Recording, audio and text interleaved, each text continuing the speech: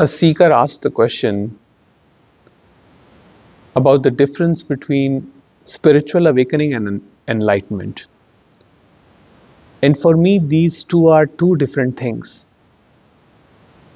Spiritual awakening is a concept, and enlightenment is a fantasy. So let's first discuss what is spiritual awakening. So simply stated, spiritual awakening is a dent in the structure of the person and his personality, his or her personality. So having glimpsed reality, that means having this deep, profound realization that everything in this world comes attached with the opposite.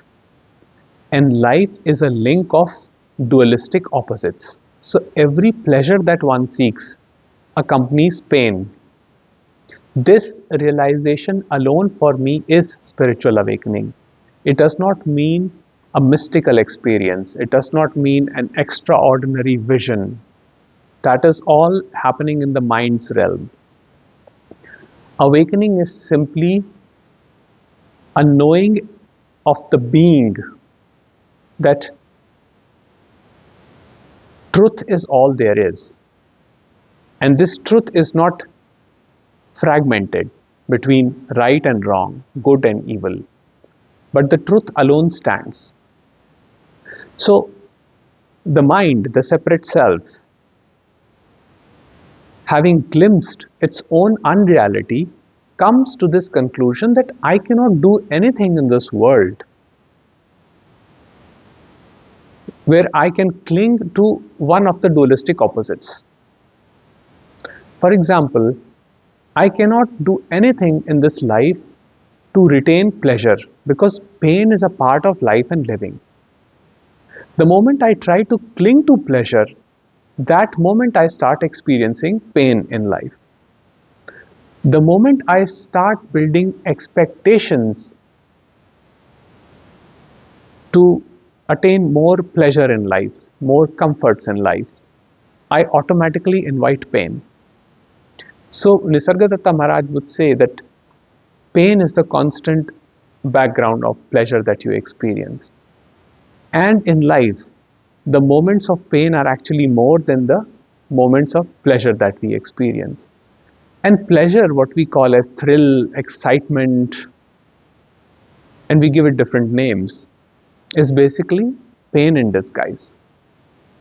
So you may experience a high one day through substances or through any other thing, through relationships, through sexual activity, anything, but the very next moment will be a moment of dullness, and the moment of dullness will be longer, and one will experience a void.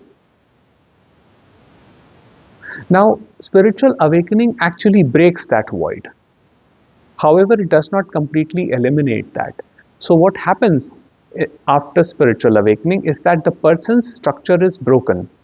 Now the person finds it difficult to adjust to the world's expectations because they don't see anything as concrete. Everything seems empty. No concept, no belief, no idea seems solid enough. So, people can promise you a lot of happiness and peace, but you see that the opposite comes attached. So this is spiritual awakening. Now, what about enlightenment? So enlightenment, as popularly is propagated by spiritual teachers, is a state of permanent bliss that can be retained for eternity once attained. So they say that enlightenment has to be attained by the individual, and then the individual becomes something, attains something more, and lives happily or in peace for the rest of his or her life. But my concept is that there is no state of permanent bliss. So enlightenment is a pure fantasy.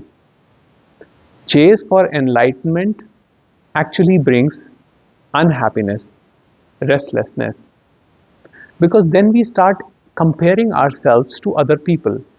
We even see spiritual masters, we see how they speak, we see that they're in peace, and we immediately start comparing.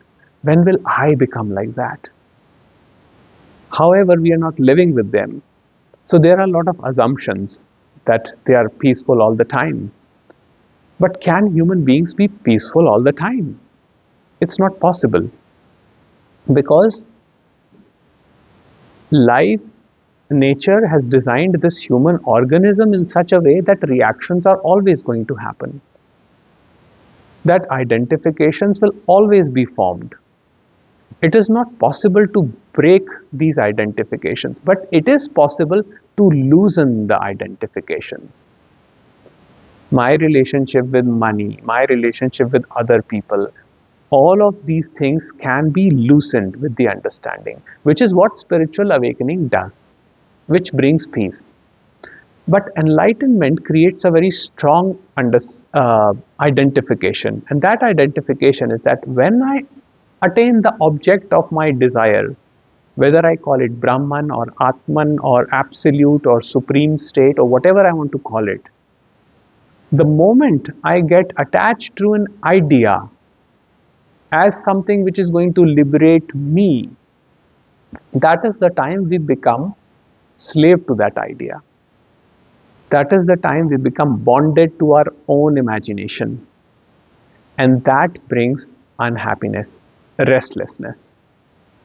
Because we keep chasing, constantly chasing, running from one guru to another, one master to another, trying to find the perfect tip or trick or practice that can bring us peace, that can bring us the state of enlightenment. But enlightenment, true enlightenment, is not a state. True enlightenment is a deep realization which is not touched by thought or thinking. So, your own being, which is here and now, and which provides existence to this whole reality, is itself enlightened. And it does not need to acquire any state, because it is free from all states, it is free from all concepts, it is free from the idea of right and wrong. A spiritual seeker, after experiencing enlightenment, first gets conflicted and experiences depression, experiences laziness, experiences the lack of ability to do work, because they find everything meaningless. It happens like this. They find everything meaningless. And where is all that belief coming from? It is coming from the separate self, from the ego, that I must not do this. Why am I here in this plane? What is my purpose of living? All these questions are basically of the separate self or the ego that is still in pain, that is still suffering and wants to end the suffering. Therefore, enlightenment comes as a promise to end this suffering, because we are told that once you are enlightened, all of these questions will be answered. And my concept is, and it is just my concept, it is not my truth. You don't have to believe a single word I'm saying. But verify this from your own experience. My concept is that nothing on this plane can be permanent.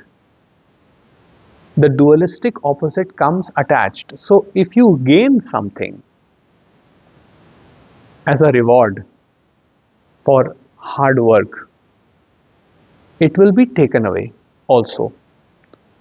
You know, Nisarga Datta Maharaj in his book I Am That says, truth is not a reward for your hard work, for your sincerity.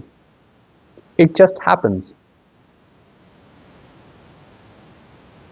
And eventually it brings a deep understanding which brings a lot of peace. And recognition of that peace is very simple. It does not require practices, it does not require methods, but simply being. Your being is full of peace. Your being is your home. It is the place of restfulness. But it is not a permanent state. The mind, the person, the personality will again come up because that is life. Without the person, without the separate self, there is no life. Even for me to have a communication with you, this separation is required. So, this is the reason why Source created ego, the separate self, because without it, interpersonal communication cannot happen. The thing is, we get too identified with the idea of killing the ego, thinking that once the ego gets dissolved, I will be in a perpetual state of bliss for the rest of my life. But killing the ego will actually destroy the organism too. Killing the ego will not, there will be no way for the organism to communicate. For example, if let's say magically your whole memory at this point is wiped out, completely wiped out, will there be something? Yes, there will be something. There will be the being, because the being cannot be wiped out. Being cannot be destroyed. But will there be a communication possible? No. Communication will not be possible without the feeling of separation. Therefore, that is why the source provides this sense. Source is the one that creates the ego, source is the one that destroys the ego. Well, quote unquote destroys. What I mean by destroy is that it just brings the ego to a functional level where it is used for communication, interaction, taking care of oneself. That is not the problem ego. The ego that wants to become, wants to attain something greater than itself, somehow become superior to others, that is the painful ego that perpetuates suffering in horizontal time.